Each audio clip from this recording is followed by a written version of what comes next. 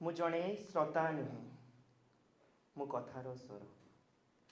ମୋ ଚେତନା ମଧ୍ୟରେ ଗୁଞ୍ଜେ ଜନମର ଗୁପ୍ତ ଅଞ୍ଚଳ, ଯେଉଁଠି ଗୀତ ନୁହେଁ ଅନ୍ତରର ଦୁନିଆ କୁହେ, ଯେଉଁଠି ରାଗ ନୁହେଁ ଭାବରେ ମନ କୁହେ। ମୁଁ ଆଜି ମୋ ଗାଥା ଆରମ୍ଭ କରିବା ପୂର୍ବରୁ ଗଭୀର ଶ୍ରଦ୍ଧାଞ୍ଜଳି ଜଣାଉଛି ସେହି ଅମରମାନଙ୍କୁ, ଯେଉଁମାନେ ଏକ ନିଃଶବ୍ଦ ଆକ୍ରମଣରେ ଜୀବନ ହରାଇଲେ। କାଶ୍ମୀରର ପହଲଗାମ ଆକ୍ରମଣରେ ଅନେକ ନିରପରାଧ ପର୍ଯ୍ୟଟକ ଜୀବନ ହରାଇଲେ। ତାଙ୍କୁ ସ୍ମରଣ କରି ମୁଁ କିଛି ଶବ୍ଦ ଦେବାକୁ ଯାଉଛି। ନିଃଶବ୍ଦ ବୋମାରେ ଉଡ଼ିଗଲା ଅନେକ ପୁତଳି ପୁତ୍ର, ଧୂଳି ମଧ୍ୟରେ ଶବ ହେଲା ଶୂନ୍ୟ ମାର ମନ୍ତ୍ର। ବିଦାୟ ନେଲେ ନିରାନ୍ତନ ନୀରବ ଅଶ୍ରୁ ମଧ୍ୟରେ, ମାଟିରେ ଚୁମି ଚାଲିଗଲେ ରାଷ୍ଟ୍ର ପାଇଁ ସନ୍ଦେଶରେ। ପ୍ରତିଦିନ ଆମେ ଧର୍ମ ଜାତିର ଦେଖୁଛୁ ଭେଦ, ମଣିଷ ହୋଇ ବି ହେଉଛୁ ଅନ୍ତରେ ଅନ୍ଧର ଏକ ବେଦ।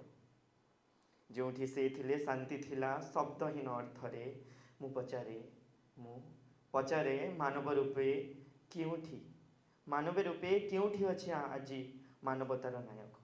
କେଉଁଠି ଅଛି ମାନବତାର ନାୟକ? ଆସନ୍ତୁ ଆଜି ଏଠାରୁ ଆରମ୍ଭ କରିବା ଏକ ଯାତ୍ରା, ଶବ୍ଦରେ ନୁହେଁ ଆତ୍ମାର ଅନୁଭୂତିରେ ଲେଖା ଏକ ଜନମ କଥା, ଯାହା ମୋ ଓଡ଼ିଆ ସଂସ୍କୃତି। ମୋ ଓଡ଼ିଆ ସଂସ୍କୃତି, ଯେଉଁଠି ମାଟି ମା ହୁଏ ଋତୁମତୀ, ଯେଉଁଠି ପାଳନ୍ତି କୁମାରୀ ପୁନେଇ ହୁଏ ଆସ୍ଥାର ରାତି, ତାହା ମୋ ଓଡ଼ିଆ ସଂସ୍କୃତି। ରାଜନେତା ନୁହେଁ ଦାରୁ ବ୍ରହ୍ମ ଯେଉଁଠି ହୁଏ ଅଧିପତି, ଚାଲେ ଭକ୍ତିରେ ରାଜନୀତି ନୁହେଁ କୌଶଳ କୃତ୍ରିମ ନୀତି। କୋଲ୍ଡ୍ରିଙ୍କ ନୁହେଁ ବରଂ ଟଙ୍କ ତରାଣୀରେ ଲାଗେ ଜୀବନର ଛାୟା, ଯେଉଁଠି ତାତି ମଧ୍ୟ ଶୀତଳ, ଏଠି ଅଛି ଆମ ଜନ୍ମଭୂମିର ତାହା ମଧ୍ୟ।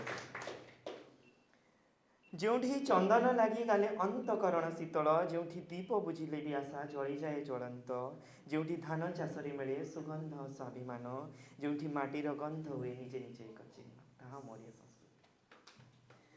ଯେଉଁଠି ଓଡ଼ିଶୀ ନୃତ୍ୟ ହୁଏ ମନର ଭାବର ଅଭିବ୍ୟକ୍ତି, ଯେଉଁଠି ପଦ ତାଳେ ମଧୁରତା ଭରେ ଆତ୍ମାର ସମ୍ପୃକ୍ତି, ଓଡ଼ିଆ ସଙ୍ଗୀତ ହୁଏ ଚିତ୍ତର ଅନୁଭୂତିର ସ୍ୱର, ଯେଉଁଠି ରାଗମାନେ ଜଗାନ୍ତି ଏକ ଜନଜନର ଅନ୍ତର। କୋଣାର୍କରେ ଶିଳ୍ପ ହୁଏ କଳା ଓ କାଳର ଗାଥା, କୋଣାର୍କରେ ଶିଳ୍ପ ହୁଏ କଳା ଓ କାଳର ଗାଥା, ଲିଙ୍ଗରାଜରେ ଘଣ୍ଟି ଶବ୍ଦରେ ଲୁଚେ ଶ୍ରଦ୍ଧା ଓ ଆସ୍ଥା, ତାହା ମୋ ଓଡ଼ିଆ ସଂସ୍କୃତି। ପଶ୍ଚିମରେ ସମଲେଶ୍ୱରୀ ଶକ୍ତିପୀଠର ଦୀପଜ୍ୱଳା, ଉତ୍ତରରେ ଚାନ୍ଦିପୁର ସାଗର ଧାରାର ଶାନ୍ତମାଳା, ଦକ୍ଷିଣରେ ତାରାତାରିଣୀ ବିଶ୍ୱାସର ଦୀର୍ଘ ନିର୍ମଳା, ପୂର୍ବରେ ନୀଳାଚଳ ଯେଉଁଠି ଧର୍ମ ହୁଏ ଜୀବନର ମାଳ, ତାହା ମୋ ଓଡ଼ିଆ ସଂସ୍କୃତି। କବିତାର ଦ୍ୱିତୀୟ ଭାଗରେ କିଛି ମୁଁ ଏମିତି କହିବି। ମଞ୍ଚ ନୀରବତା ଭଙ୍ଗ ହୃଦୟ ଗୁହ ଉଦ୍ଘାଟନର ଦ୍ୱାର, ଶବ୍ଦ ଧାରା ଅଗ୍ନି ଚୁମ୍ବନ ଅନ୍ତଃସ୍ପନ୍ଦନ ଦ୍ୱାର, ଆତ୍ମାର ଆଲୋଚନା ଚେତନାର ଦ୍ୱାର, ଆତ୍ମାର ଆଲୋଚନା ଚେତନାର ଦ୍ୱାର, ଆସନ୍ତୁ ପ୍ରବେଶ କରିବା ମୋ ଓଡ଼ିଆ ସଂସ୍କୃତିର ଅମର ସ୍ୱର। ଯେଉଁଠି ତାଳପତ୍ରରେ ଲେଖା ଗାଥା ଗାଁର ଦିନ, ଯେଉଁଠି ତାଳପତ୍ରରେ ଲେଖା ଗାଥା ଗାଁର ଦିନ, ଯେଉଁଠି ମାଟି ଚୁଲିରେ ମାର ପଖାଳ ମିଶେ ପ୍ରେମର ଚିହ୍ନ, ଯେଉଁଠି ନଦୀ କୂଳେ ଜୀବନ ଗାଏ ଅତୀତର ଗୀତ, ଯେଉଁଠି ହସି ଉଠେ ଗାଁରେ ମନ ତଳର ଶାନ୍ତି ଚିତ, ଯେଉଁଠି ଦୟାନଦୀର ତୀରରେ ଲିପିଛି ଶାନ୍ତିର ଇତିହାସ, ଯେଉଁଠି ଦୟାନଦୀର ତୀରେ ଲିପିଛି ଶାନ୍ତିର ଇତିହାସ, ମହାନଦୀର ଧାର ଗାଏ ଜୟର ଅଭିନାଶ, ବୈତରଣୀର ପାଥେ ପଥେ ଅଛି ବୀର ଶ୍ରଦ୍ଧାର ସଙ୍କେତ, ଏଠି ମାଟିର ହାତରେ ଅଛି ବିଜୟର ପରମ ସମ୍ମାନ ପତାକାର ବେଦ। ଯେଉଁଠି ରକ୍ତରେ ଲିପି ହୋଇଛି ବୀର ମନ୍ଦିରର ଇତିହାସ, ଯେଉଁଠି ରକ୍ତରେ ଲିପି ହୋଇଛି ବୀରର ଇତିହାସର ମନ୍ଦିରର ଗୀତ, ଯେଉଁଠି କଲମ ହୁଏ ଅସ୍ତ୍ର ଶବ୍ଦ ହୁଏ ଜାଗୃତିର ବିଶ୍ୱାସ, ନୃତ୍ୟ ସଙ୍ଗୀତ ଉତ୍ସବର ଝଙ୍କାର ହୁଏ ଅସୀମ ଅଭିମାନ, ଯେଉଁଠି ପ୍ରତି ସ୍ୱରରେ ପ୍ରତି ଓଡ଼ିଆ ସ୍ୱରରେ ଧ୍ୱନିରେ ହୁଏ ବନ୍ଦେ ଉତ୍କଳ ଜନନୀର ଗାନ। ଫନି ଦାନାର ପ୍ରହାରେ ବିକଳ ହେଲା ଧରା ଓ ଆକାଶ, ଛିଣିଗଲା ସ୍ୱପ୍ନ ଅନେକ ଜୀବନ ଲୁଟିଲା ଉତ୍ତାପର ତାଣ୍ଡବର ରାସ। ପାହାଡ଼ରୁ ଜହ୍ନ ଗଲା ଗଛ ଢଳିଆ ହୁକାରେ, ତଥାପି ଆଶାର ଦୀପ ଜଳିଲା ଓଡ଼ିଆର ଦୃଢ଼ ଅଭିମାନରେ।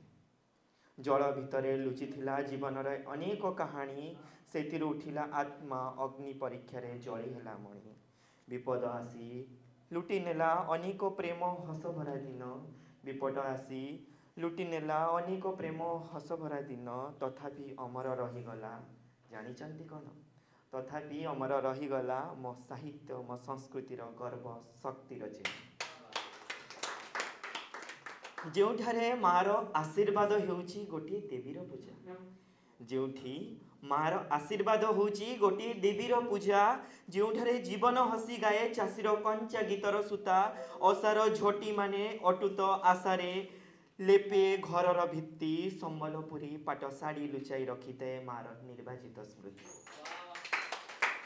ପ୍ରଭୁ ଜଗନ୍ନାଥଙ୍କର ଚକ୍ଷୁ ଭିତରେ ଦେଖିଲି ଏ ମାଟିର ଅଦୃଶ୍ୟ ଅନୁଭୂତି। ପ୍ରଭୁ ଜଗନ୍ନାଥଙ୍କର ଚକ୍ଷୁ ଭିତରେ ଦେଖିଲି ଏଇ ମାଟିର ଅଦୃଶ୍ୟ ଅନୁଭୂତି। ଏହା କେବଳ ସଂସ୍କୃତି ନୁହେଁ, ଏହା କେବଳ ସଂସ୍କୃତି ନୁହେଁ, ଏହା ମୋ ଜୀବନର ସଙ୍ଗୀନ ରୂପ, ସତ୍ୟର ପ୍ରକୃତି।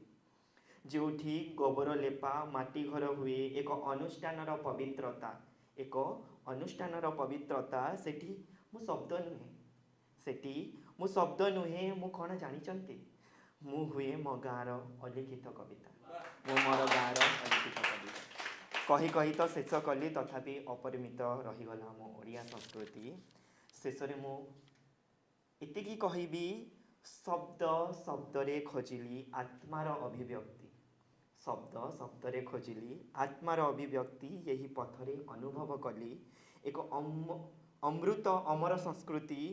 ମନ ପଚାରିଲା କାହିଁକି ଏତେ ଗଭୀର ଏହି ଜୀବନର ଗାଥା, ମନ ପଚାରିଲା କାହିଁକି ଏତେ ଗଭୀର ଏହି ଜୀବନର ଗାଥା।